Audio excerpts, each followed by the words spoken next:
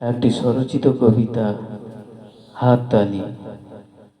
সকাল থেকে মহিলাটি হাততালি দিচ্ছে।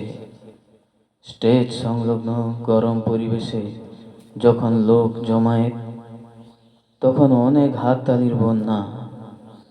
বন্য হাততালিতে মহিলাটির মননশীল হাত ধোঁয়ার মতো উড়ে যাচ্ছিল। অবলুপ্ত হাতের শৌখিনতায় বাধাপ্রাপ্ত হচ্ছিল তার মঞ্চে ওঠা। মঞ্চ থেকে যখন উড়ে উড়ে আসছিল পুরস্কার, মহিলাটি তখন অনেক দূরে অপেক্ষারত ক্ষুধার্ত কাক।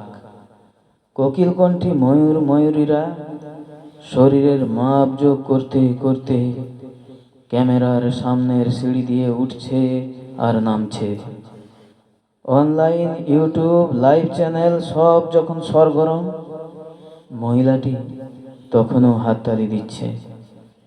তার সেই হাত অনেককেই রকেটগামী করেছে, এগিয়ে দিয়েছে অনেক দূর। আজ পেছন দিকে তাকালে ওই দুটি হাত দেখা যায়। দর্শক চলে গেলে, মঞ্চ পরিষ্কার হলে, মহিলাটিকে ডাকা হয় উচ্ছিষ্ট যাপনের জন্য। কিন্তু মহিলাটির নাম পিপাসু নয়।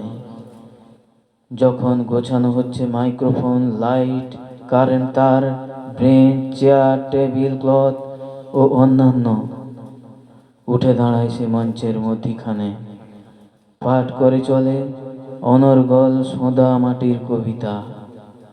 অনুভবের সে কবিতা শুনতে পাই না কখনো। কবে শুনতে পাবো সেই কবিতা? কবে লিখতে পারবো সেই ভাষা? নিরুত্তর নীরব হাততালিরা তখন এগিয়ে চলছে আকাশের আরো কাছে, আরো উপরে।